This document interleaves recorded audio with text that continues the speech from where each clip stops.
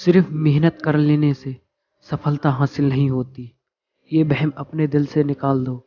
सिर्फ मेहनत ही हमें सफलता दिला सकती है। अब आप सोचेंगे ऐसा नहीं हो सकता, मेहनत करने से ही तो बड़ी से बड़ी सफलता हासिल होती है। तो आप थोड़ा इंतज़ार करिए, मैं आपको बताता हूँ इसके पीछे का रीज़न। देखो, जब आप किसी बड़े मुकाम को हासिल करने की सोचते हैं तो उसके लिए मेहनत भी करते हैं, पर वो मेहनत किसी आइडिया के तहत करते हैं जो आपने पहले से प्लान बनाया होता है कि इस तरह मेहनत करने से मुझे ये मुकाम हासिल होगा। अब ज़रूरी थोड़ी है आपने जिस आइडिया के तहत मेहनत की है वो आइडिया आपको सफलता दिलाएगा ही, वो आपको विफल भी कर सकता है। ज़रूरी थोड़ी है कि आप उसमें सफलता हासिल कर ही जाएंगे। मानो आपको सफलता हासिल ही ना हुई, आप बुरी तरह से हार गए, तो आप क्या ये कहेंगे कि मैंने मेहनत नहीं की थी? फिर ये कहना तो बिल्कुल गलत होगा, क्योंकि आपने मेहनत तो की, जितना वक्त देना था आपने वो वक्त भी दिया, बस आपका वो आइडिया फ्लॉप रहा जिसकी वजह से आप विफल हैं। अब सोचो, आपने मेहनत भी की फिर भी आपको सफलता हासिल ना हुई, क्योंकि सिर्फ मेहनत से कामयाबी हासिल होती ही नहीं। जब हम फेल हो जाते हैं तो इसका मतलब ये नहीं कि हम पास नहीं हो सकते, बस हम उस वक्त के लिए फेल माने जाते हैं। हम आने वाले समय में सफलता हासिल कर सकते हैं, बस हमें दोबारा कोशिश करनी पड़ेगी, और वो कोशिश करने की हिम्मत हमारे अंदर कहाँ से आएगी?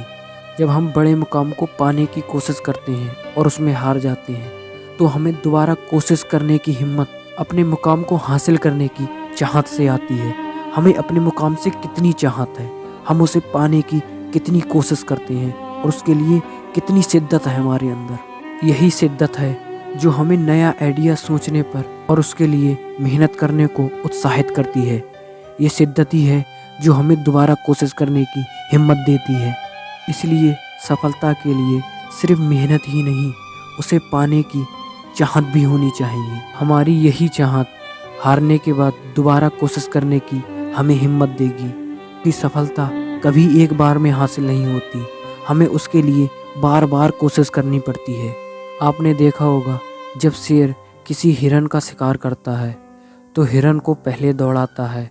जब शेर हिरन के पीछे पड़ा होता है, हिरन के पास सिर्फ बचने की कोशिश होती है। वो इतनी कोशिश करता है कि मैं इसके हाथ ना लगूं, फिर भी शेर उसे पकड़ ही लेता है और उस पर हमला कर देता है।